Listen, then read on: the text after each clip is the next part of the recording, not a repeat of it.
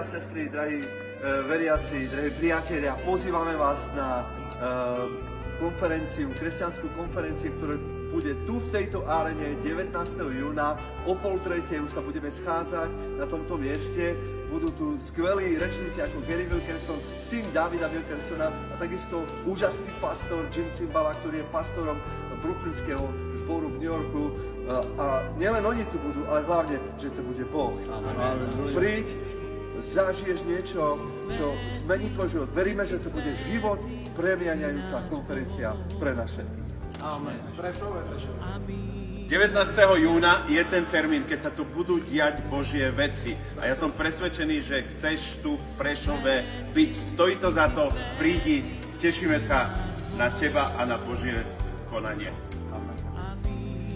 Ja sa len pripájam k tomu, čo už bolo povedané a pozývam vás všetkých, naozaj všetkých, pretože toto pripravil Boh Duchom Svätým. Ak tu nebudeš a možno z dôvodov, že neurobi všetko, aby si tu bol, mohol by si ľutovať.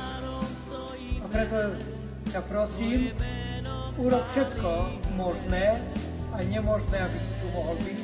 A Boh ťa úžasným spôsobom požehná a po skončení tejto akcie môžeš kľudne prísť za mnou a povedať, že oplatilo sa.